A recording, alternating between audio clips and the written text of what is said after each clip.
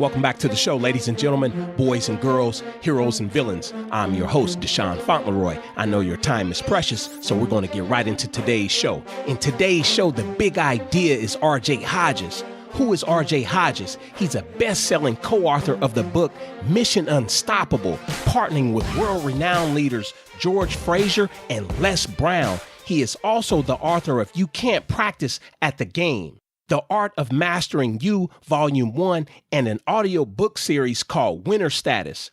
RJ is also the founder and president of the empowerment company Born to Win.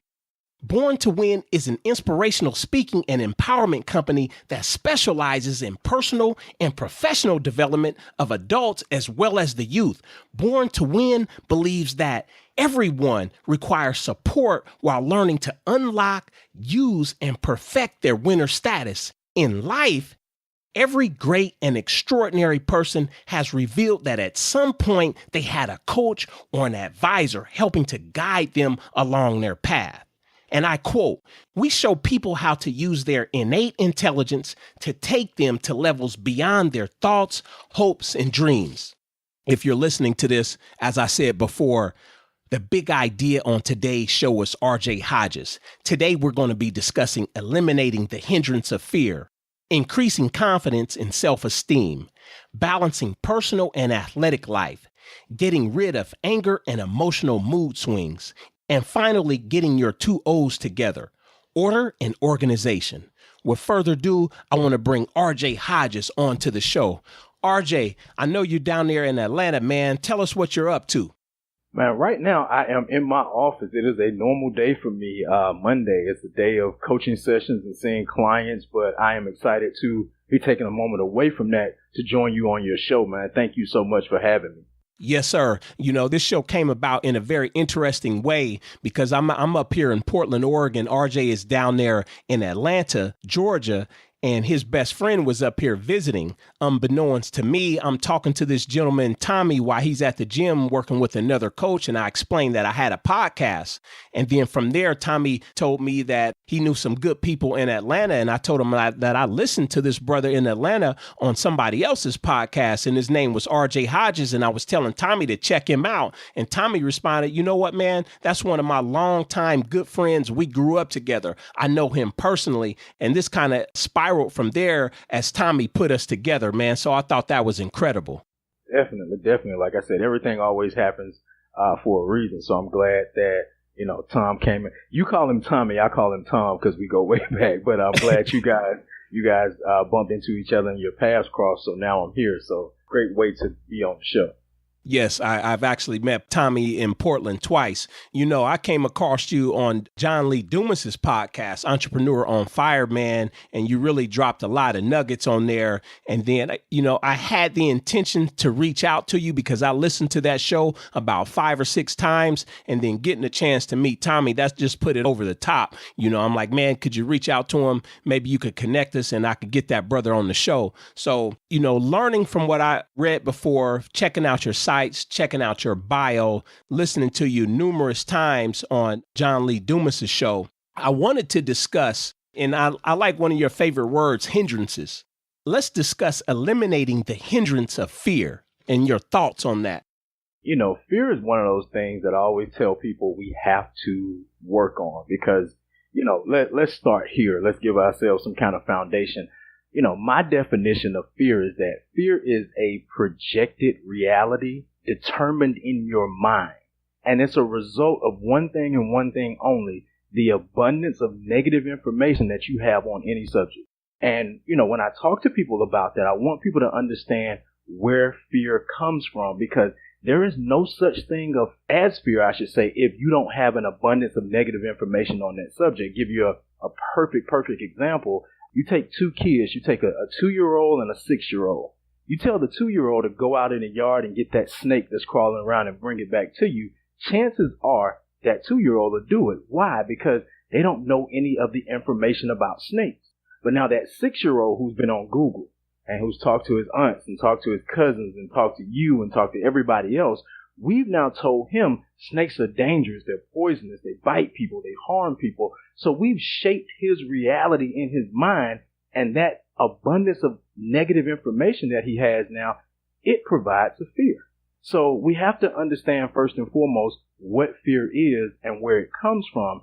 And once you get an abundance of negative information on any particular subject, what it does in your mind is it starts to get you to, watch this word, consider.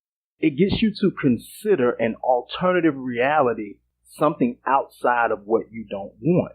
And I know you said you work with a lot of athletes. So a lot of athletes may be, looking at things online, and maybe they're looking at certain players who didn't make it to the professional level. If you take in that information, it'll now start you in your mind to consider a reality that you may not make it to that professional level. That's fear. You know what? I can appreciate your definition of fear, and definitely the snake metaphor or the snake analogy. I have a workbook, and the first chapter in my workbook is centered around fear. I really love and appreciate that definition. Tell the audience your definition of fear one more time, RJ. Fear is a projected reality determined in your mind as a result of an abundance of negative information that you have on any subject. So basically, when you take in information that's not in the direction that you want to go in on any particular subject, that information now starts to produce a fear in you. It aids your mentality in you telling yourself a story that you don't desire. Just think about that. That's what it does every single day for us. Ladies and gentlemen, if you're listening to this show, that's a high-powered definition. I encourage you to write it down. Go back, play this again if you have to, because Mr. Hodges just said a lot in a short amount of time. This is a 5-star show. It's taken me a while to get this guy on the show. I know he's busy. I can really appreciate his time, and I really hope you do so, because this is going to be good right here. It's starting off. RJ, I want to move into the second quarter of this right now. Let's discuss increasing confidence and self-esteem and your thoughts on that based on what you do right now as a motivator, public speaker, writer, and presenter. Okay. Increasing confidence and self-esteem, I always say first and foremost, confidence is being able to rely on or have a really firm trust in a thing. And I always tell my clients, I tell everybody that there is no way you will have trust in anything that you don't spend quality time with. So if you want to have confidence in yourself, you got to start spending time loving on yourself and embracing the things that are great about you and embracing all of those things that may even be different about you. One of the things I thought about was if you're an athlete and you want confidence in your game or confidence in your athletic abilities, you got to spend time and develop the right relationship with your game. You got to spend time to develop the right relationship with athleticism. And you can't get caught up in comparing your gifts to other people's gifts, because that's going to decrease your confidence, because all of our gifts are different. So confidence is a trust in something. And that's the only way I became confident with me, whether it was speaking, whether it was coaching. I started spending time with me. I started looking at the gifts that I do have. I started looking at the things that I have, and it may be different from other people, but I got very comfortable with those. I'm from Atlanta. I have a Southern accent. Every now and again, you might get a finna or a fixin' out of me. Right. It's going to come out. But now, if I compared that to other speakers who don't say that, it doesn't make them less than or me less than them. It just means that we're different. I got to embrace what's me. Because something about my finna or my fixin' is going to touch a life, because they're going to be able to relate to it. So you have to spend some time with yourself. Start loving on yourself. Be very thankful and proud of who you are, no matter who you are or where you are or what you are right now, because that's the beauty of you. And if you do that and you do that consistently, you'll start to increase your confidence. And, just kind of jumping off of that and jumping to the whole self-esteem thing, you got to learn to value your own self-worth. You got to value your own self-worth. And like I said, you can't compare it, because somebody else might have different gifts. What I thought about, because I'm a huge sports fan, so what I thought about was two players that I love, Robert Horry and Michael Jordan. Two totally different types of players. But if they didn't have confidence in themselves, their careers wouldn't have turned out the way it did. You see, Michael Jordan is a face of a franchise type player. You know, we've never bought Nike Air Auras. At least I haven't. If y'all did, let me know. Let me know what they look like. I might get a pair. But we've never Right. bought Nike Air Auras. We bought Jordans. He was the face of the franchise. He was the go-to player. But Robert Horry has one more championship ring than Michael Jordan last time I checked. Robert Horry has 7 rings. I think Michael only has 6.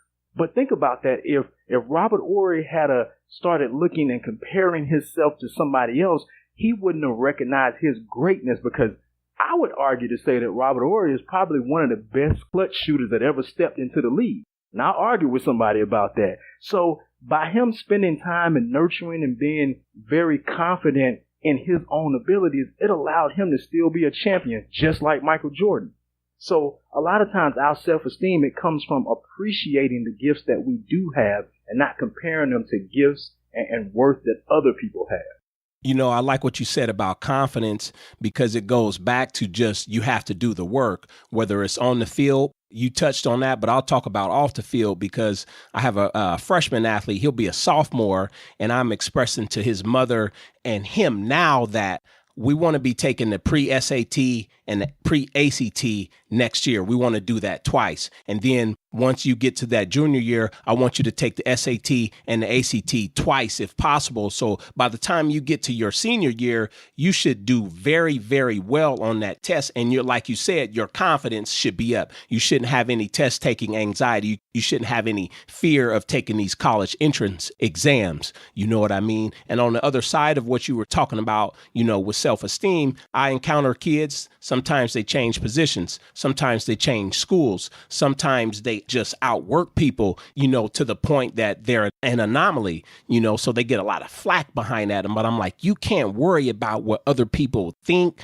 say, or might do concerning you. Just worry about yourself and you'll be okay. So I can really appreciate the things that you said about confidence and self-esteem. You gotta have it. You know, you gotta have confidence. You gotta have self-esteem. But like I said before, and I agree with you 100%, it starts with just appreciating who you are. We're all great. You know, another person may be great in a different way, but that's their lane. Don't worry about that. Focus on your level of greatness. Perfect that. Be happy about that. And you'll have all the confidence in the world. Yes, sir. When it comes to balancing personal life and athletic life, and I'm sure you've worked with a number of clients in terms of balancing personal life and the work life, or balancing corporate life and, you know, the personal life. What do you have to say to our audience out there, man, as far as that balance, you know, because we got family involved, you have relationships, significant others, you know what I mean? Well, you know, I fight with clients sometimes on this, because when you're extremely ambitious, you forget about balance. But I always say balance makes you better. Balance will make the business better. It'll make your game better. It'll make all of that better. And it really goes back to that old saying that there is a time for everything. So yes, there is a time where you need to be in the gym working on your craft. You know, there's a time that you need to be studying and getting in, even working out and getting in better shape. But however, there's a time that you need to be laughing and spending time with your family and friends. There's a time that you need to take that significant other out on a date night. You know, there's a time to just lay on the couch and relax and do nothing. You have to put that balance in place, because sometimes we can become one-sided. And I always tell people, no matter what arena you're in, don't become the one-sided person, meaning that it's all athletics for you now, or it's all business. And you have this thing in your mind to where I'm going to become better if I cut everyone off and I isolate myself to be great. And it sounds good. It sounds like I don't need anything else. I'm going to the gym, you know, I'm going to work my craft, and I'm going to go back home and I'm doing nothing else. I'm cutting friends off. I'm going to isolate myself and I'm going to be great.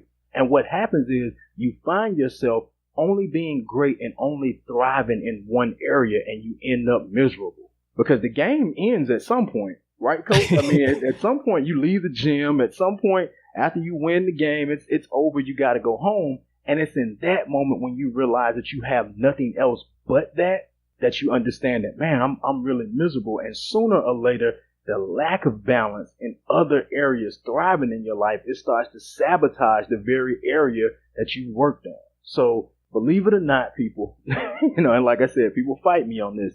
You got to balance it. You got to have a time for everything. Just like you got a time that you got to work out and you got to do all of that stuff.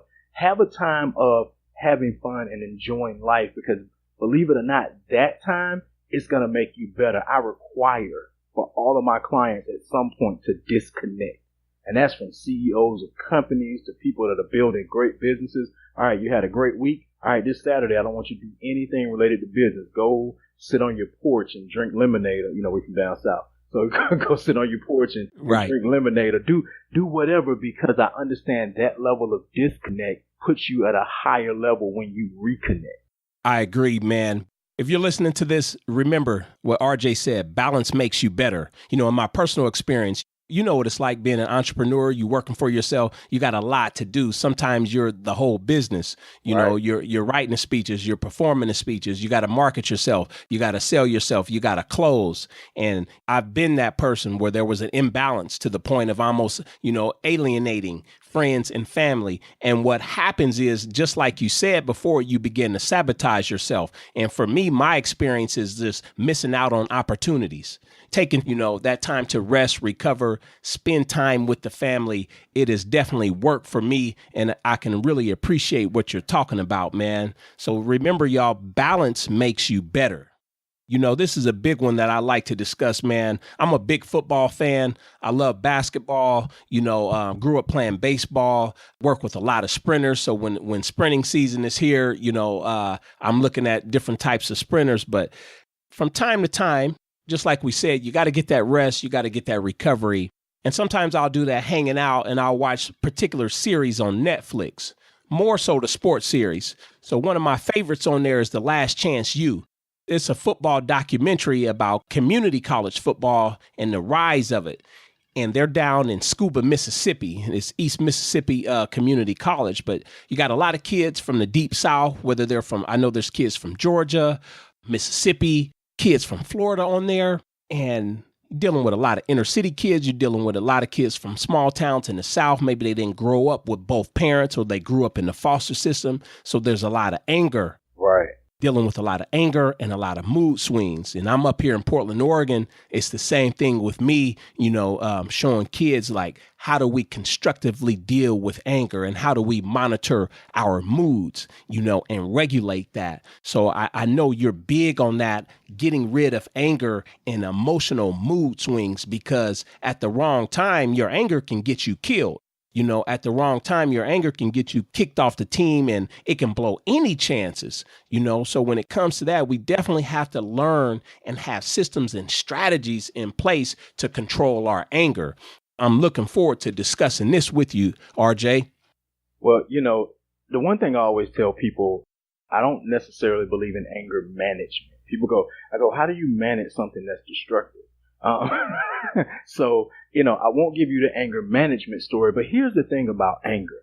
Anger and mood swings are just defense mechanisms. They go back to what we talked about in the first bullet point, and that was fear.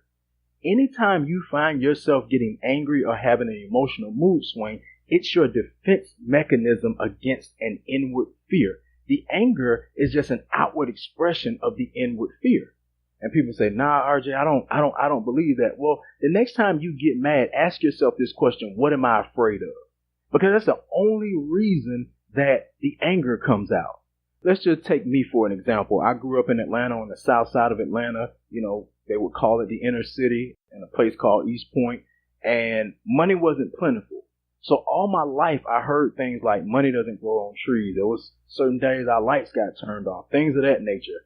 And it didn't matter that I grew up and became successful and had a little bit of money. Anytime it was time to pay for something and somebody said, hey, we need for you to pay for this, I would get angry. Man, why y'all always need money? Hey, what's wrong with you? It wasn't that I didn't have it. It was that the fear of going back to the place that I came from made me have an outward expression. Right. You know, and I always say, if you get rid of the fear, you get rid of the anger and the mood swing. You see, if somebody walks up to you and they put their hands up and they start swinging, it is unrealistic for you not to put your hands up or duck or move. You just do it off of instinct, right? Because you're defending yourself. Now, how do you get rid of that? You stop the person from coming up to throw punches at you in the first place So we got to get rid of the fear. And again, the fear goes back to the information that we're taking in that's feeding that fear. So if you're an athlete and you play a sport and you constantly find yourself, I do watch a lot of athletic shows and stuff like that as well. Like I'll watch Hard Knocks sometimes that comes on HBO, and you'll see the guys during practice, they'll get into a fight.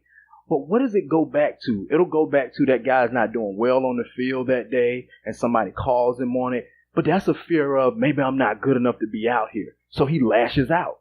So the only way he's going to stop the anger and lashing out is if he settles in his mind, I am good enough. Today might not be my best day on the field, but so what? I'm a champion. As long as he can change the information and how he feels about whatever subject that is, he'll get rid of the fear. Therefore, there'll be no need to have an emotional mood swing or anger. Ladies and gentlemen, you're listening to RJ Hodges. Show notes, links, conversation, and more at sportsmastery.com/54. I'm telling you, go to the website, check out the show notes page. We'll have some beautiful and brilliant PDFs revolving around this show that you can hang up on your wall with the key points that Coach Hodges is sharing with us today. Coach Hodges, as we get into the fourth quarter, I want to discuss getting your two O's together, order and organization. Mm-hmm. This is two O's that I created. It's in my book, You Can't Practice at the Game, which is very fitting for this show, The Art of Mastering You. And the two O's, order and organization, is about what is your daily routine like? Do you have a particular flow to your day? And what I always tell people is most of us, from the time our eyes open, we're on the go. I'm up, I got to shower, I got to get dressed. If you got kids, you got to get them ready. You're on this constant movement. But a lot of times there's no order there. There's no calm or no peace before the chaos. So I'm always working with my clients on having some sort of order to your day. Start your day in a place of peace and end your day in a place of peace, whether that be with some form of meditation, some form of sitting quietly, reading, something that just takes off all of the cares of the day. You should start that way and you should end that way, because that's proper order. When it comes to organization, one of the biggest things that I've heard business people, athletes, and everybody say over the years is, RJ, I just don't have enough time. I would, but I don't have enough time. Time is about how you prioritize and how you organize. So I ask people, how did you organize this Monday? How will you organize your Tuesday? Do you know what you'll be doing from 2 to 3 o'clock? Do you know what you'll be doing from 4 to 6 o'clock? If you don't, then there's no organization in your life. And what that equates to is that life is now controlling you versus you controlling it. And there's something very detrimental when life wraps this imaginary rope around you and starts to pull you everywhere. It means that you're just going with the flow. Oh my God, I'm supposed to be able, oh shoot, I forgot about that. And everything is dysfunctional. It's overwhelming. It's unorganized. It's a headache. It's stressful. It's frustrating. So you gotta have some order and organization in your life. How do you start your day? How do you end your day? And then, more importantly, throughout your day, is it planned? Are you just flying by the seat of your pants? Somebody calls you and they say, I need for you to be over here. So you go drive 20 miles over here. Oh, and you forgot. The other thing you were supposed to do was only 5 miles from where you were, but you got to drive back. That's dysfunction. But yes, sir. That dysfunction is a result of us not planning. It's a result of us not making order and organization a top priority. You got to be organized. And if you're trying to accomplish anything, I don't care if you're an athlete or whatever it is, you got to be organized. You got to know that from 4 to 6, I got practice, or from 4 to 7, I'm supposed to be at the gym. And then you got to know, and at 8 o'clock, I'm shutting down. That's it. That's the end of my day. I'm going to rest properly, and I don't care what comes up. My plan to rest at 8 o'clock is already set in stone, so that's what I'm doing. You got to have that level of order and organization in your life. Without a doubt, man, because I know my day, it starts the night before. Mm-hmm. I do it, and I explain to my athletes that you have to do it where we create that to-do list the night before, because we know from science, once you create that list, that brain is going to go into work while you're asleep to help you complete those to-do lists, those tasks or those goals. So, my to-do list, my daily list, it starts the night before. Any types of small steps and goals that I'm working on, that's going on as far as what I have to work on throughout the day. And for me, it works every single time. It works every single day. Now, if I have a period of days where I get super busy and I forget to do those things at night, it's just like you said, I have disorder, I have disorganization, and things become very dysfunctional. Right. And let me share this real quick. Everybody is making lists, and I agree with that. You got to do that. Don't just make a grocery list, though. What's a grocery list? A grocery list is where you just write down a long page of a bunch of stuff that you need to do. Just like going in the grocery store and I'm making spaghetti, but I don't organize it any kind of way. So I got the pasta, but I just passed the meat and I got to go back and get the meat. I should have got that while I was there. Don't make the grocery list. Your to-do list must have time or time frame attached to those tasks. I see people all the time. They say, RJ, yeah, I got a to-do list and there's 45 things on the list. And I'm like, dude, when are you doing all of that? Today? Yeah. How many of those have you done today? 5 of them. And what I always tell people, number one, there's no time to it. So you don't even know when you were supposed to do those things. And when you make a list with no time, you naturally do the things that are easier first. And everything you don't feel like doing, you put it off. And that usually rolls over to the next day. And then you do it again and it rolls over to the next day. And somewhere in your week, you don't have a choice. So you stress out and you crunch yourself into doing that thing you've been putting off all week. Give those tasks times. You should know at 11 a.m. tomorrow where you need to be and what you need to be doing. The other thing is, don't overwhelm that list.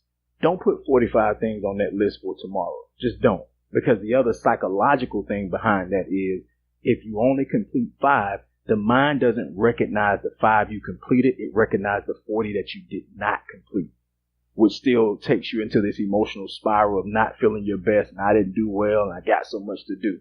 So start small. Get 5 good tasks that you need to knock out in and around your current schedule for tomorrow, but make sure they have times or time frames attached to them. Yeah, like Coach Hodges said, I'll say it again. Attach time to your goals, your to-do list, or things that you plan on doing throughout the day. This has been incredible. You've heard us discuss eliminating the hindrance of fear. We've talked about increasing confidence and self-esteem, balancing personal and athletic life, or balancing personal and business life, getting rid of anger and emotional swings. And we just covered getting your 2 O's together, order and organization. Now, before we close out, RJ, I want to ask you, man, what's your favorite quote? That's one of those loaded questions. Can I give 2? Yes, sir. Go ahead. Okay, good deal.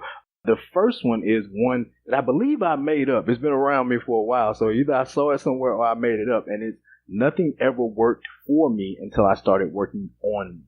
And that's a very simple quote, but a lot of times we're trying to get all of these things in life to work for us, but we're not working on us. And working on you is the only way to get things to work for you, because success is birthed from the inside out. So, that's one that I love. Nothing ever worked for me until I started working on me. The other one is a quote by Les Brown that I absolutely love. And it says that you must be willing to do the things today others won't do in order to have the things tomorrow others won't have. And, for me, those 2 quotes, they sum up everything about my life, everything about what I believe in, and everything about what I do every single day. Man, I like that. I can really appreciate that. Those are going to be great quotes on our show notes page. I can tell you that for sure. Where can people go to learn more about you, RJ?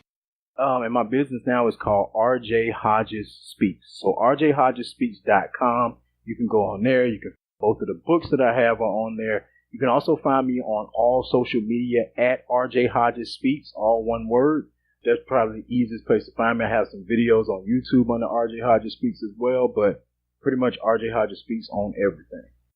Incredible. You heard it here first with Coach RJ Hodges. You can learn more about him. I'll link all of his information in the show notes. I'll also link his books so you guys can find his books. But I really appreciate you coming and taking the time to come on, RJ. Definitely a pleasure, man. I love being on your show. I think you're doing an amazing thing by providing this level and this type of information for people that are listening. So congratulations on all your success with the show. Yes, sir. Peace and blessings.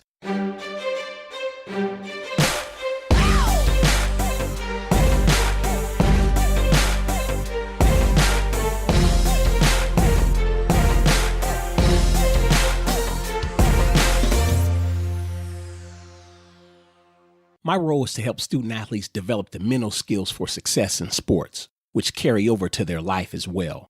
I work with normal people who are under additional perceived pressures to perform in their sport. My goals are to teach student athletes how to be more confident, focus better, stay composed under pressure, practice more efficiently, and develop more effective pre-game routines. I become an extension of the athlete's support team.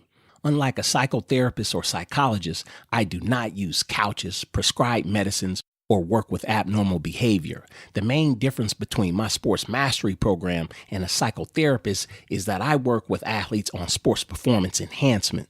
I tend not to get into personal challenges such as divorce, breakups, grief counseling, or abnormal behavior. Although those areas of life do affect sports performance, when need be, they are addressed. My philosophy is that you cannot separate the mental from the physical when it comes to performance. After all, decisions, thoughts, images, and feelings drive motor behavior. My goal is to help the student athlete identify barriers to teamwork and enhance sports performance by improving mental skills for success. Do you have any doubts about your sport before or during competition? Do you get so anxious that you don't have a calm mind or think straight in competition? Become easily frustrated when things do not go according to plan? So when you consider these questions, the next obvious question is this: when is my sports mastery program needed?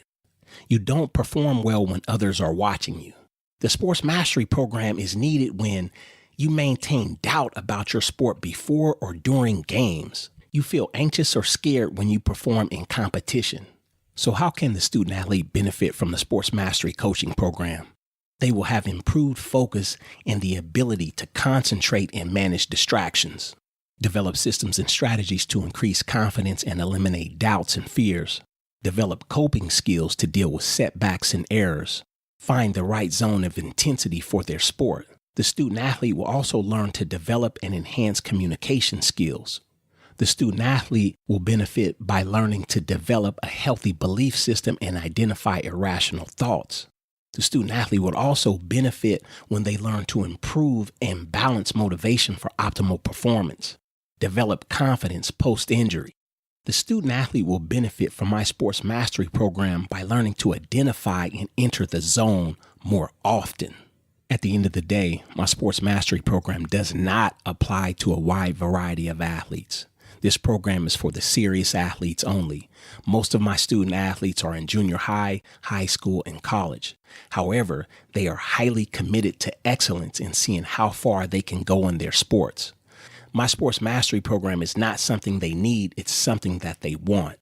These student athletes love competition and testing themselves against the best in their sport. They understand the importance of positive attitude and mental toughness. These student athletes want every possible advantage they can get, including the mental edge over competition. The first thing we do is identify the student athlete's hopes and dreams, pains and fears, and barriers and limitations. This serves as a guideline and helps the student athlete to think about mindset. When we first meet in person or virtually, I ask more questions about mindset and beliefs based on assessment results, so we can develop a complete picture of your mental game. Once the game plan is developed, we will begin our work on mental skills that apply to your current and specific challenges. I present a sports mastery program that is customized to the athlete's individual needs. I always include the core foundation mental skills for all of my athletes. We apply the sports mastery concepts and skills to practice, pre-performance preparation, warm-up routines, and post-performance assessments.